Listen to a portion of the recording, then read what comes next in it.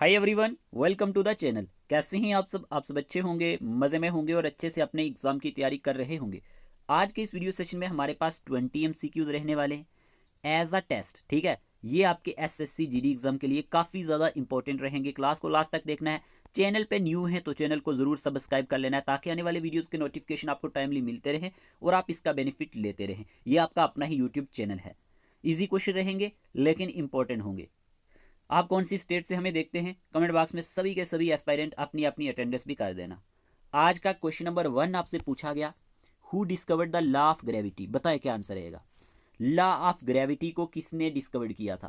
प्यारे दोस्तों, जल्दी से आंसर चूज करें। इजी सा क्वेश्चन है, एग्जाम में पूछा जाता है। क्या आंसर रहेगा।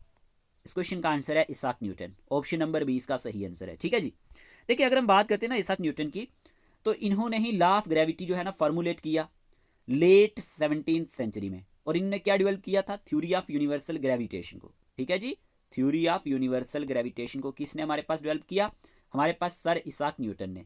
और याद रखना, the theory of universal gravitation which states that every particle of matter in the universe attracts every other particles with a force that is directly proportional to the product of their masses and inversely proportional to the square of the distance between them।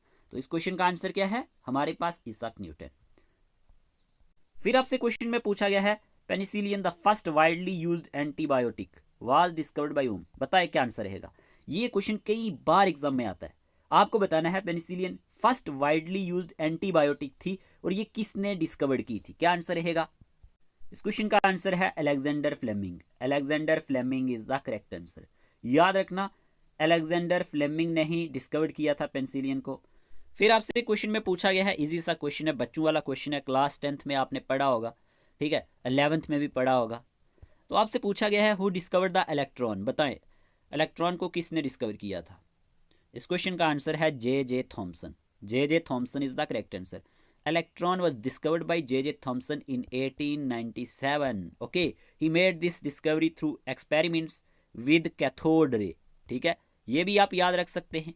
Okay, which led him to conclude that cathode rays were composed of negatively charged particles which he later named the electron। Electron क्या होते हैं, negatively charge particles होते हैं। ठीक है जी, तो ये आप याद रखेंगे। Structure of DNA was discovered by which scientist. बताएं क्या आंसर रहेगा। इस क्वेश्चन का आंसर है वाटसन एंड क्रिक। DNA क्या है, डीऑक्सीराइबो न्यूक्लिक एसिड। इसकी फुल एब्रीविएशन पूछी जाती है तो आप याद रखना, डीऑक्सीराइबो न्यूक्लिक एसिड।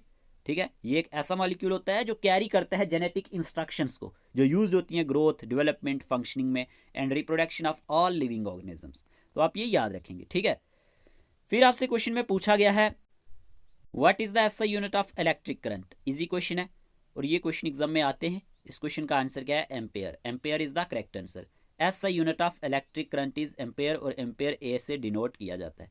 ठीक है, फिर आपसे क्वेश्चन में पूछा गया है, SI unit of force is. Force का SI यूनिट क्या है, SI unit of force is the Newton. ठीक है, Newton is the correct answer, N से डिनोट किया जाता है। ओके, SI यूनिट को आपने पढ़ना है, यहाँ से एक दो क्वेश्चन एग्जाम में पूछे जाते हैं। क्लियर। फिर आप क्वेश्चन नंबर 7 में पूछा गया है, which of the following is the SI unit of temperature. बताए क्या आंसर रहेगा। इस क्वेश्चन का आंसर है केल्विन और K से ये डिनोट किया जाता है। ठीक है, SI unit of temperature is the kelvin, K से ये डिनोट किया जाता है। फिर आपसे क्वेश्चन में पूछा गया, what is the SI unit of power. Power का SI यूनिट क्या है। इस क्वेश्चन का आंसर है वाट। ठीक है, और ये W से डिनोट किया जाता है। क्लियर। नेक्स्ट क्वेश्चन की बात करते हैं। फिर आपसे क्वेश्चन में पूछा गया है, where is the headquarter of the United Nations UN located. कि हमारे पास UN का हेडक्वार्टर कहाँ पे है। इस क्वेश्चन का आंसर है न्यूयॉर्क, USA, यूनाइटेड स्टेट। याद रखना, the headquarters is located in the New York city, United state में हमारे पास UN का हेडक्वार्टर है। ठीक है, इंपॉर्टेंट क्वेश्चन है। फिर क्वेश्चन नंबर 10 में आपसे पूछा गया, the headquarters of the World Health Organization WHO is in. बताएं WHO का हमारे पास हेडक्वार्टर कहाँ पे है। इस क्वेश्चन का आंसर है Geneva, Switzerland. Okay, Geneva Switzerland में हमारे पास वर्ल्ड हेल्थ ऑर्गेनाइजेशन का हेडक्वार्टर है। क्वेश्चन नंबर 11 की बात करते हैं, where is the headquarters of the International Monetary Fund. IMF का हेडक्वार्टर कहाँ पे है। इस क्वेश्चन का आंसर है वाशिंगटन DC, USA। ओके, याद रखना, the headquarter of IMF located in Washington DC, United states. Okay, United state of America. फिर आपसे क्वेश्चन में पूछा गया है the headquarters of the international Court of justice ICJ का हेडक्वार्टर कहाँ पे है। इस क्वेश्चन का आंसर है हेग, नेदरलैंड्स। ओके, याद रखना नेदरलैंड में ही हमारे पास हेडक्वार्टर है इंटरनेशनल कोर्ट ऑफ जस्टिस का। क्लियर।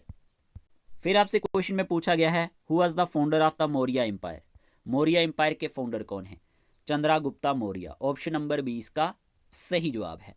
फिर आपसे क्वेश्चन में पूछा गया है the battle of Plassey was fought between the British east India company and, बताएं जो बैटल ऑफ प्लासी थी 1757 की, ब्रिटिश इंडिया कंपनी जो थी ईस्ट इंडिया कंपनी और किसके बीच में लड़ी गई थी?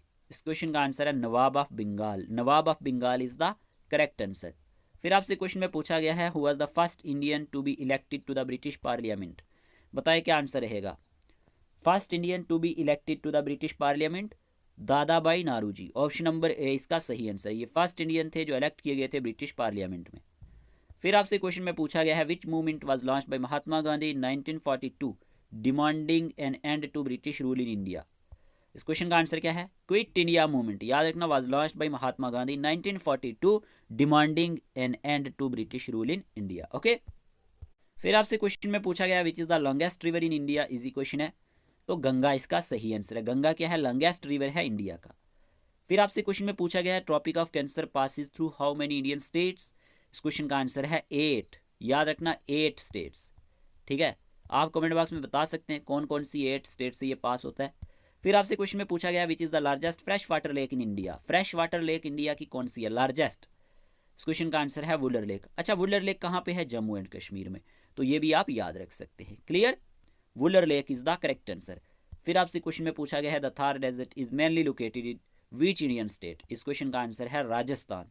Rajasthan is the correct answer. Thar desert कहाँ पे है? राजस्थान में है। हमने यहाँ पे 20 MCQs देखे। आपने 20 में से कितने क्वेश्चंस ठीक किए? सभी के सभी क्वेश्चंस बहुत ही इजी थे, बिल्कुल इजी क्वेश्चन थे। तो आप कमेंट बॉक्स में बता दें आपने 20 में से कितना स्कोर किया है। मिलते हैं एक न्यू लेक्चर के साथ, तब तक के लिए टेक केयर ऑफ योरसेल्फ।